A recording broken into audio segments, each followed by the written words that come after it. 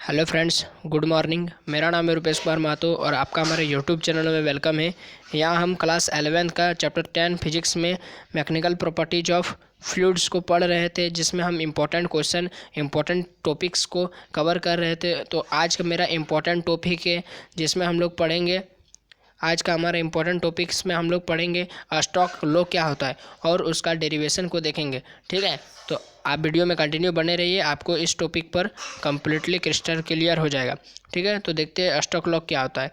तो जैसा कि हमने कुछ प्रीवियस टॉपिक्स को याद कर लेते हैं। जैसे हम लोग पहले पढ़े थे, हमने पहले पढ़ा था विस्कोसिटी में, हमने पढ़ा था विस्कस फोर्स क्या होता है ना, दो कि किसी फ्लूइड में दो लेयर्स के बीच में रिलेटिव मोशन को अपोज करने वाला जो अपोजिंग फोर्स होता है उसको विस्कस फोर्स कहते थे।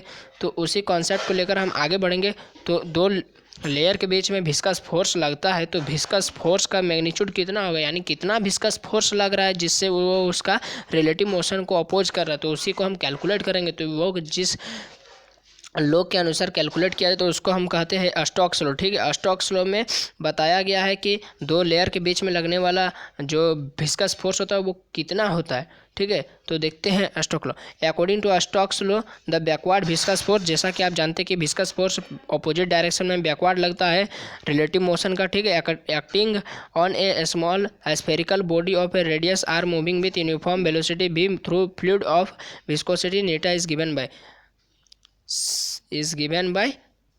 F is equal to 6 pi eta r v. ठीक है, यानी जैसा कि दो लेयर के बीच में लगता है फ्लूइड में, तो दो लेयर में मान लेते एक लेयर लिक्विड का है और दूसरा लेयर किसी एक बॉडी का है। तो यहाँ पर एक स्फेरिकल बॉडी मान लिया, ठीक है, जिसका लेयर के साथ उस लिक्विड का लेयर के बीच में रिलेटिव मोशन को अपोज करने वाले विस्कस फोर्स का हम मैग्नीट्यूड निकालेंगे। ठीक है, तो देखते हैं।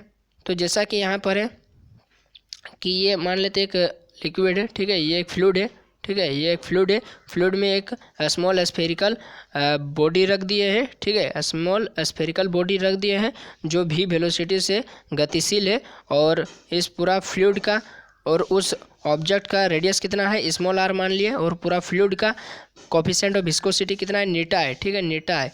तो अब हम जानते हैं, अब यहाँ पर देख रहे हैं कि जो विस्कस फोर्स होगा वो किस किस पर डिपेंड करेगा। तो जो विस्कस फोर्स होगा वो डिपेंड करेगा आपका तीन चीज़ों पर। ठीक है, सबसे पहले वो डिपेंड करेगा आपका साइज ऑफ द बॉडी, यानी जो स्फेरिकल बॉडी या कुछ भी बॉडी आप रख रहे हैं उसका साइज कितना बड़ा है। जैसा कि एरिया बढ़ने से, यानी साइज बढ़ने से विस्कस फोर्स का भी मैग्नीट्यूड बढ़ता है, आप जानते हैं।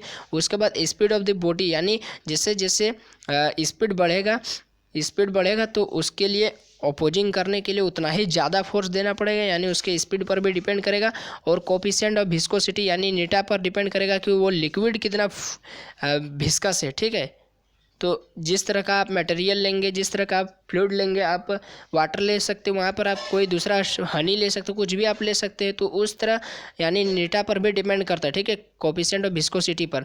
तो इस तरह हम देख रहे हैं कि जब डिपेंड करता है तो हम डिपेंड का साइन देते हैं, यानी प्रोपोर्शनलिटी का, और उस तरह हम जो जो होता है उसको लिख देते हैं। यानी यहाँ पर साइज पर डिपेंड कर रहे हैं। तो यहाँ पर आपको सवाल इस तरह पूछा जाएगा, आप देखिए एग्जाम में आपको इस तरह से सवाल पूछा जाएगा, आपको पूछेगा कि define Stokes law and derive its expression through dimensional consideration या डायमेंशनल एनालिसिस, यानी डायमेंशन फॉर तरीका का यूज करके आपको इसका डेरिवेशन को डिराइव करना है। ठीक है, इसका फार्मूला को डिराइव करना। तो सबसे पहले आर ए मान लेते हैं साइज के लिए, और वेलोसिटी के लिए भी बी, और नीटा के लिए नीटा सी, यानी सब में ए बी सी हम लगा देते, जैसे कि आप चैप्टर 1 में क्लास 11 में पढ़े थे यूनिट एंड डायमेंशन में कि किस तरह डायमेंशन का यूज करके कोई किसी का भी हम डेरिवेशन करते हैं। ठीक है, तो इस तरह डायरेक्टली प्रोपोर्शनलिटी का साइन हटाते हैं तो कांस्टेंट आता है, कांस्टेंट को हम के मान लिए हैं। उसके बाद हम करते हैं कि टेकिंग डायमेंशन बोथ साइड, दोनों तरफ हम डायमेंशन लेते हैं, इसका भी डायमेंशन लेते हैं और ये सब का भी डायमेंशन लेते हैं। तो फोर्स का हो जाता है MLT-2, और यहाँ के कांस्टेंट टर्म का कुछ भी डायमेंशन नहीं होगा।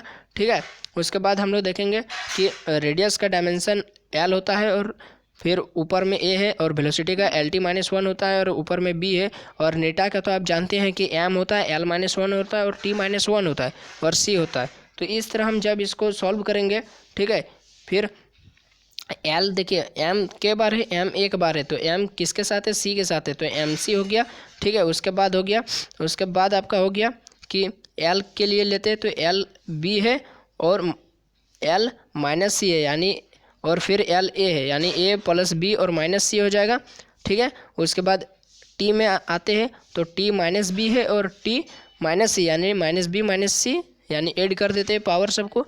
ठीक है, उसके बाद हम कंपेयर करते हैं, उसके बाद हम कंपेयर करते हैं दोनों का डायमेंशन में, दोनों का पावर में कंपेयर करते हैं। तो सी यहाँ पर m का पावर c है और यहाँ m का पावर 1 है, तो c का जगह में 1 लिख सकते हैं। और l का पावर में a प्लस बी माइनस सी और l का पावर में 1 है, तो यहाँ पर कंपेयर करके 1 लिख दिए।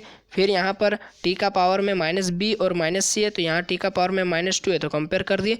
तो इस तरह हम ए बी सी का वैल्यू पुट निकालते हैं और ए बी सी का वैल्यू मेरा निकालने पर बी ए का वैल्यू 1, बी का वैल्यू 1 और सी का वैल्यू 1 आता है। तो putting this value is in equation 1, इस इक्वेशन 1 में पुट कर देते हैं, जिसका जिसका पावर में जो निकला। तो आर ए का पावर में 1 आया, बी का यहाँ बी का वैल्यू 1 आया और सी का वैल्यू 1 आया। तो इस तरह हम देखें कि सब का वैल्यू 1 आने पर हमको प्राप्त होता है भी एफ भी, यानी एफ भी इज इक्वल टू मेरा प्राप्त होता है कितना, आर भी नेटा। तो और फिर के का वैल्यू यहाँ पर हो जाएगा आपका 6 पाई। इस कंडीशन में यानी इस जगह पर आपका के का वैल्यू वो आप मतलब के का वैल्यू यहाँ पर आपको 6 पाई ही लेना है। ठीक है, तो इस तरह मेरा फार्मूला निकल कर आता है कि एफ भी इज इक्वल टू 6 पाई नेटा आर भी। ठीक है, 6 पाई नेटा आर भी। ठीक है, तो ये हुआ मेरा आज का टॉपिक, आज का क्वेश्चन। तो आपको कैसा लगा आप हमको कमेंट बॉक्स में बताइए, और यदि वीडियो आपको समझ में आ गया तो आप लाइक कर दीजिए, अपने दोस्तों में शेयर कीजिए और हमारे चैनल को सब्सक्राइब कीजिए। और अभी के लिए इतना ही, धन्यवाद।